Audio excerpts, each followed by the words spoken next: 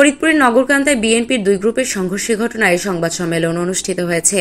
বৃহস্পতিবার দুপুরে ফরিদপুরের প্রেসক্লাবের সম্মেলন কক্ষে অনুষ্ঠিত সংবাদ সম্মেলনে দলটির যুগ্ম আহ্বায়ক সৈয়দ জুলফিকার হোসেন জুয়েল তার বক্তব্য তুলে ধরেন। তিনি বলেন, দেশের পট পরিবর্তনের পর দলের ভারপ্রাপ্ত চেয়ারম্যান তারেক রহমান দলের নেতাকর্মীদের নির্দেশ দিয়েছেন দলের কেউ কোনো প্রকার বিজয় মিছিল বা শোডাউন শোভাযাত্রা করতে পারবে না।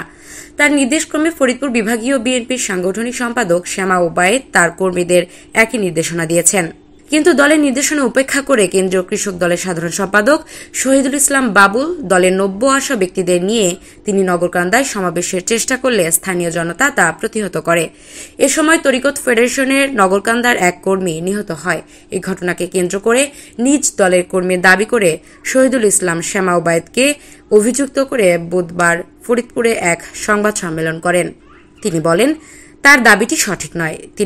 তিনি প্রকৃত অপরাধীদের আইনের আওতায় এনে শাস্তির দাবি করেন। এ সময় উপস্থিত ছিলেন জেলা বিএনপির সিনিয়র যুগ্ম আহ্বায়ক আফজাল হোসেন খান পলাশ, জেলা বিএনপির সদস্য আজম খান, মহানগর বিএনপির যুগ্ম আহ্বায়ক এবি সিদ্দিকী মিতুল, জেলা যুবদলের সাধারণ সম্পাদক মোহাম্মদ জাহাঙ্গীর হোসেন, স্বেচ্ছাসেবক দলের আহ্বায়ক মোজাম্মেল আহমেদ মিঠু, নগরকান্দা বিএনপির ভারপ্রাপ্ত সভাপতি বাবুল তালুকদার, সাধারণ সম্পাদক সাইফুল ইসলাম মুকুল, বিএনপির নেতা ফাত্তাহুল ইসলাম সহ আরও অনেকে।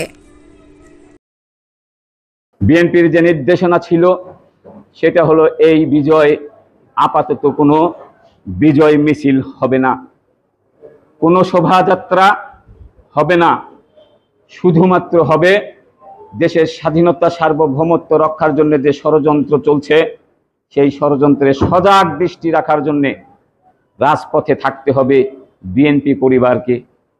যার উদাহরণস্বরূপ বিএনপির সাংগঠনিক সম্পাদক ফরিদপুর বিভাগ শ্যামা ওবায়েদ আপনাদের এখানে একটি প্রেস কনফারেন্স করে গিয়েছে, আপনাদের সম্মুখে ঘোষণা করেছে যে কোনো বিজয় মিছিল, কোনো বিজয় উৎসব, কোনো আনন্দ উৎফুল্লতা আপাতত নিষেধ বিএনপির হাইকমান্ড অর্থাৎ সর্বোচ্চ নেতা তারেক রহমানের। পাশাপাশি এখানে